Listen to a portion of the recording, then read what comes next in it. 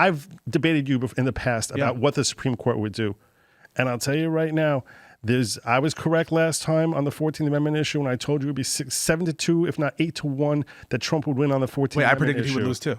You thought he would lose. Sorry. I predicted. We're talking about his eligibility to run. I predicted Trump. Wait, I predicted Trump would win too. No. I did predict it. No, I have a clip of it of me saying he's going to lose or he's going to win. And I told you it would be 6-3. I said it would not be merely 6-3. I said even the liberal justices will recognize that this is so far out of bounds. I thought there would be one it's going to be at least 7-2, if not 8-1, and it ended up being 9-0. And I'm telling you now, Mahmoud Khalil is not going to win at the Supreme Court level.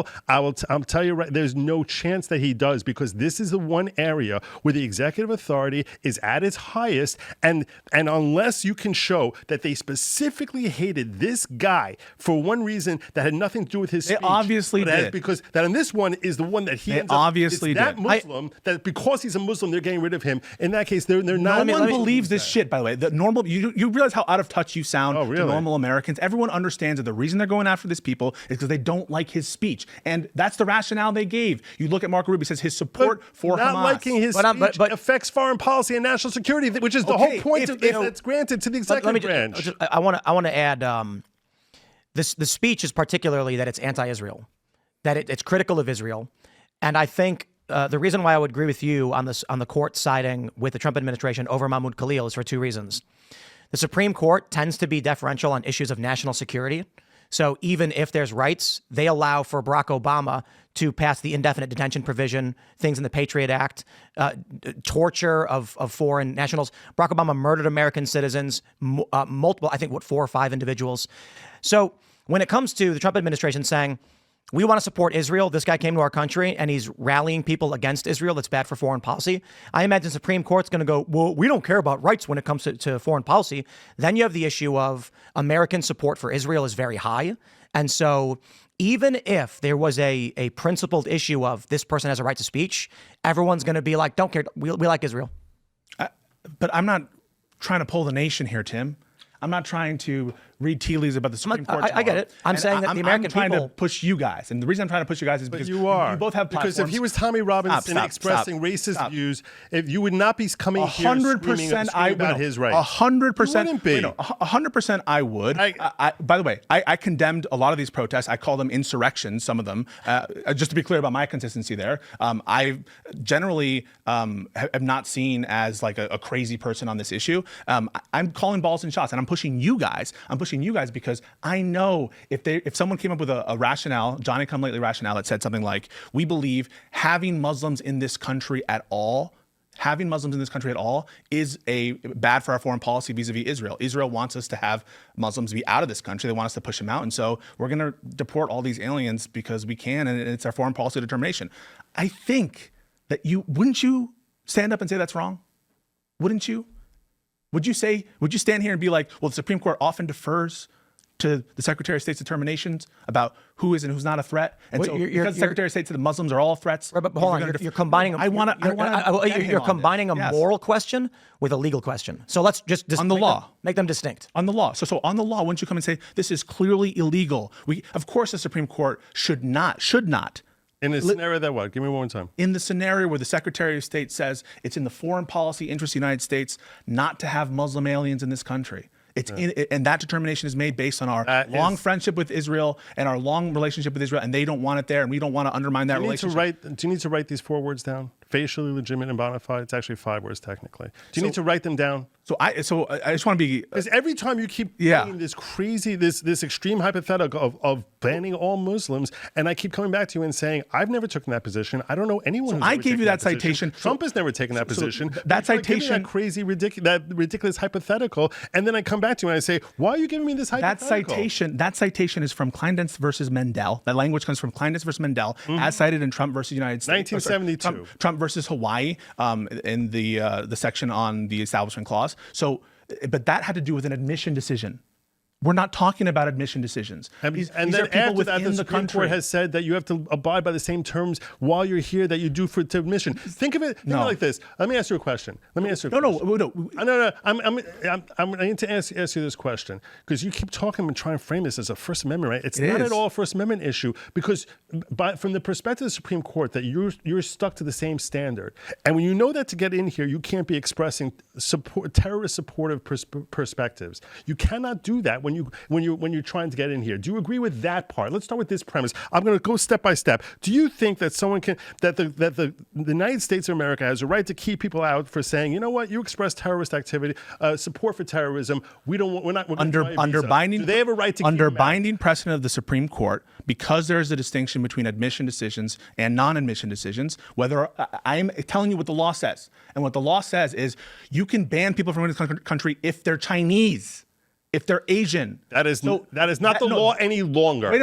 When has it been overturned? When has Xi Jinping been overturned? I don't know. It has not been overturned. You're quoting a case, and it's a famous case, the Chinese exclusion cases, the first immigration laws on the books. They said you could ban Chinese people from entering the country. Look it up. So I'm acknowledging the reality that the courts treat admission decisions very differently, and so I acknowledge that, whether I agree or not.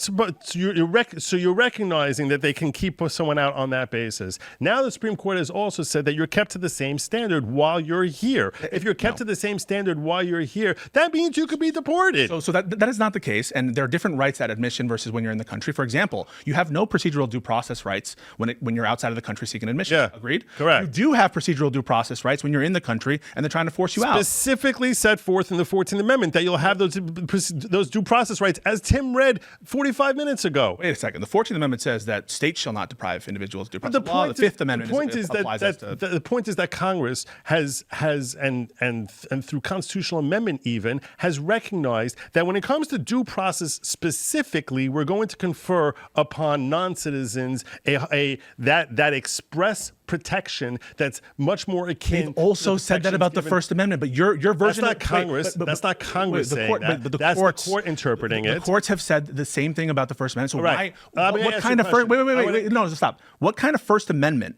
would protect the speech of someone saying, "I want French bread," and you said they can't deport them based on that? You said that. You said those words. What kind of First Amendment? I'm not embarrassed. I know. So, what kind of First Amendment, where at its maximum it's protecting political speech, would protect that kind of speech, but not core political speech? What are you talking about? I'll tell you what First Amendment is that?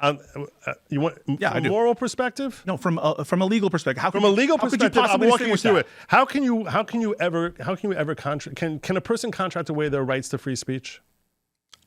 Yes. Can they? Wait. Are there fundamental rights to free speech? Let's say a person is charged. Let's say a person is charged with some sort of crime, and they end up pleading out, and they say, you know what? The DA says, I want you to promise that for the next 5 years, you're not going to drink any alcohol. You're not going to meet with this person. You're not going to go to any of these meetings where they have lots of drinking. Yeah, you can waive right rights to assembly. You can waive certain rights. Oh, okay, and he can waive his right to free speech. That's not also. inherent in coming in here and signing the visa thing and filling out and saying, I'm not a terrorist and I don't support. Where do you waive your First Amendment rights on your visa application? Inherent in that is a right for them to pull you out of this country if, in fact, you change that position, because either you lied when you got in here or you changed the position and now. So could you waive away? Wait. So I'll ask you. Could you waive? Could you waive away your right to protection against torture? Do you know that? Answer that. Could you waive that right away? Yeah. So the government say, as a condition of your green card, you accept that if we want to torture you, you get tortured. I don't know. Could they say that? Why are you going to a different civil liberty? Because I'm asking if you're consistent. Because I don't know. I'm sitting here and trying to figure out, as Tim pointed out earlier, when it comes specifically to cruel and unusual punishment, it's difficult to say that's a very subjective perspective. So you're asking me, can he agree? Could the government say something like, I don't know. I'll ask you right now, is it legal for you to make a contract that you'll let Tim cut your finger off? Is it okay for you to actually make a contract that you'll let Tim cut your finger off if he gives you $1 million? I think the law is that legal? I think it would be legal for the government to regulate that for sure. Okay. I think it would illegal to regulate. I think it would be legal for the government to regulate that conduct as between private parties. But I want to. This is different, right? We're talking about the government as a condition of your green card saying you sign away all due process.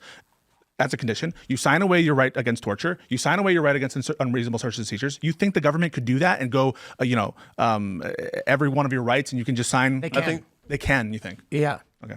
I think that it's a fact. I don't know. Why is that a fact? People enlist in the military all the time, and they waive their rights. They don't waive their fundamental rights as Americans. You think you could do that? So my understanding is that every time you sign an arbitration clause, you're signing away your right to due process. But my understanding is that for a lot of people who join the military, for instance, they're subject to laws that your freedom of movement is gone. You are legally now required to be in certain places. As a condition of employment. No, you can get in trouble. Like you can get in like maybe, but I could be totally wrong about this. But I've heard stories from my veteran friends that they engaged in a sporting activity, got injured, and got in trouble for it. Not like they went to jail, but it was considered damage to government property or something to that regard. I think in instances of military and in certain cases of employment, that makes sense. So there could be some areas. This is why there's exceptions. You're not allowed to. There's exceptions to everything. But here what we're talking about. There are. You can sometimes sign away your rights. Sign away your rights as a condition of employment, perhaps, but not as a condition for just as a member of the community that the country has deemed you fit to enter the country as a permanent resident. And think about this even more specifically. That never really happened. Think about it more specifically. To deceive the government under your waiver theory, I want to analyze your waiver theory about how shocking it is. Under your waiver theory, could the government condition Social Security checks on you waiving away all your rights? Could they condition welfare on that? How many different hypotheticals are you going to ask me about? Because I don't know, where is the relevance to talking about Social Security when we're having a discussion about the right of the government to deport illegal aliens? You're saying that right is so ephemeral, right? That right. You said that that people have First Amendment rights, that resident aliens have First Amendment rights, but that right is so ephemeral that it could be waived away as a condition of entering the country at all. I think your First Amendment rights could in theory be waived away even if you're an American citizen. All the even more for so getting Social Security checks, even for getting any government benefit at all. It's such a random and ridiculous perspective. Why don't you answer it then? I don't, because I don't know. I don't know the answer to a question as far as. Wait, what do I know? Don't tell me what I know. I'm telling you, I don't know. Are you calling me? No, you fucking know this. No, this is I don't know garbage. what that means. I don't know why we're even. I can't waive away Social Security. I don't. No. So real quick. If someone were enlisted and they organized a protest, I'm trying to use this specifically as Mahmoud Khalil, it is a criminal offense. So you can actually sign away your right to engage in protest as a condition of employment in the military. It's not employment. You're subject to military code. Listen, there can be specific cases for military service that. But real quick, you're arguing the government can. So if I were to go to Best Buy and they said, so long as you're an employee here, we expect you not to protest. Mm-hmm. That's a contract condition of employment, and it makes sense. Like the Snow White controversy, the producer's son went and reprimanded Rachel Zegler, but to go to the government.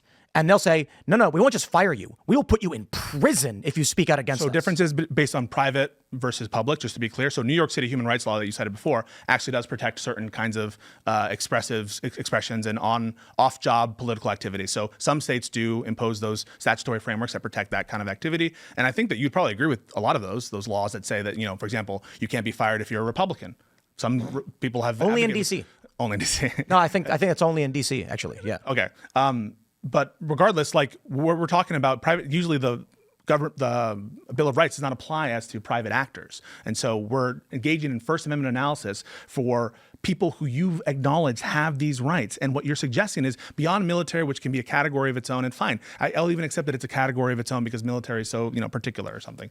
What you're suggesting is that even American citizens can be deprived of their rights by the government just choosing to condition certain benefits on that. And that is what I mean when I say these are our rights. When you accept certain frameworks such as his, I want to finish my statement. When you accept this framework of wide-reaching waiver, or when you say, rights don't really matter that much because they're just going to be interpreted, you are signing away your own rights, not just those of immigrants. I'm not at all. That's a real slippery slope that I'm talking about the rights that attach to a foreign national or a foreign visitor or someone holding a green card to American citizen, when over and over again, I'm sorry, I didn't mean to cut you off. No, go finish. When you're trying to engage in fear porn of trying to say, if we limit his rights, which the Supreme Court has already limited his rights and saying he doesn't have the same level of rights, and that's somehow some threat to American democracy or constitutional rights or your First Amendment rights are going to be taken away, that is utter hogwash. And you know it is. I just think it's also silly. Literally nobody cares about anyone's constitutional rights. If I want to go buy a gun, I have to waive my right against self-incrimination. The government has a requirement unto me that I waive my right. And poor Hunter Biden actually faced criminal charges because he did not want to self-incriminate as an illegal drug user, which he has no obligation to do. And I actually said, I hope he wins. I hope he challenges to the Supreme Court. Do not pardon him. I want him to go to the Supreme Court and say, the government has no right to, as a condition of my right to keep and bear arms, to self-incriminate. Violation of the Fifth Amendment to enforce it, so that I can enjoy my second. Instead, they always do this. The courts say, or the government says, let's not let that one get to precedent because then it'll actually screw over the abuses that we have. But tell me, where is anyone ever to point out the conditions set upon all the time on all of the Bill of Rights from left and right? It's literally everybody just arguing one thing. Might makes right. That's all they're arguing. I don't believe that's what they're arguing. I appreciate the passion. Liberals are saying, we think Jen Ellis committed a crime. The right is saying she was just providing legal advice. Your interpretation determines whether or not a lawyer goes to prison and whether or not someone will actually seek legal counsel, or lawyers will be terrified because they're like, if I try and actually assist a politician in this case, they're going to accuse me of a crime. Yep. It happens every day that someone's going to say, in 1948, the government said it's this, therefore it's so. And then what's going to happen is they're going to get sued. The new Supreme Court's going to say, actually, we're erasing that and changing the precedent. So all that's really happening is people are playing this funny word game of, I can make it sound like I'm right and you're wrong. I think you're wrong. And then this is where we're at. If you look at all of the Bill of Rights and you look at everything you're arguing, I can point to 50 for every amendment and be like, here's where the liberals have argued for and against the First Amendment. They think it's right when they do it this way and wrong when they do it. Here's the conservatives do it. All that's really happening is, can you win an election? And what it really boils down to is, how many sad moms can we show on TV? And is the economy good or bad? Then we'll get power to enforce the laws. I don't believe it's nihilism. I don't believe it because it's not nihilism. No, it's a kind of form of nihilism. They're saying it's not. These rights have no purchase. They're not. And in some sense, I agree in the sense that, rights are what humans invent them. And they mean different things to different people. Absolutely, people have different interpretations. But your interpretation of the Second Amendment has purchase on you. I just saw you get very fiery and passionate about an issue that you care a lot about. It's not Second Amendment. It's when you said, can the government condition you to waive your rights? They've done it on the Nix form. It's not a question of the gun rights. It's the existence of a form that says, if you want to exercise your right, waive your Fifth Amendment. But the scope that exists right now and is protected by Democrats. So I want to be clear. The scope of a right is always going to be subject to interpretation. You're right about that. And the First Amendment has never been thought of to be this thing, anything anyone ever says. So for example, incitement is not protected. Child pornography is not protected. Obscenity is not protected. These are well-known exceptions to First Amendment. There are doctrines, for example. Obscenity is not protected. It's still not protected. Now protected. No, it's not. Obscenity is a category of unprotected speech. Now, so the issue is now we're dealing with obscenity as like a blue law in that no one's enforcing against it. Now, yes and no. A lot of people aren't enforcing against obscenity, but also obscenity itself is dependent on certain artistic value and national standard. It's very. Let me. Yeah. This is actually another good point of the question of rights. There are a lot of laws in the books we never enforce anymore. True. Famously, there was this story about skydiving on Sunday was illegal for women in Florida. And they say it's not true, but there are a lot of laws like this. There's a book called Funny Old Laws. There was a law, I think it was in Boston, that you can't cool pies on your windowsill. Mm-hmm. And everybody laughs at it. But the reason why is because back when it was a very small community, cooling pies on your windowsill attracted animals and then caused problems. So they said, stop doing this. They had laws saying you can't take baths on Tuesday because the aquifer was strained. We don't enforce any of those laws anymore. They're still on the books.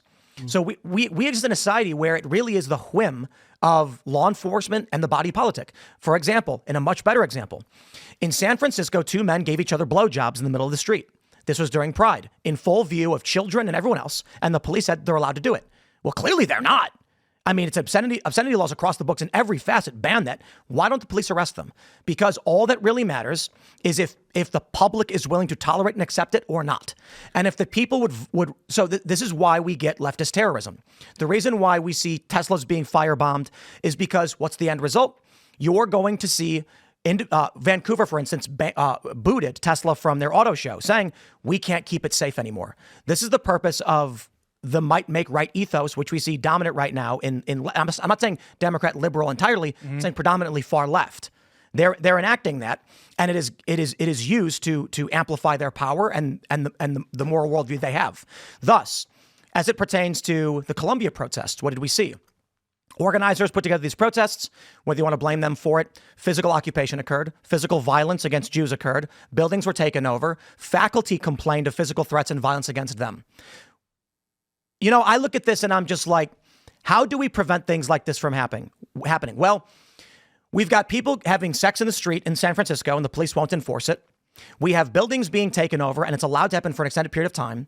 Donald Trump says the guy who helped organize this is getting kicked out of the country, and every legal liberal comes out and says we cannot allow that to happen. These things are all interconnected.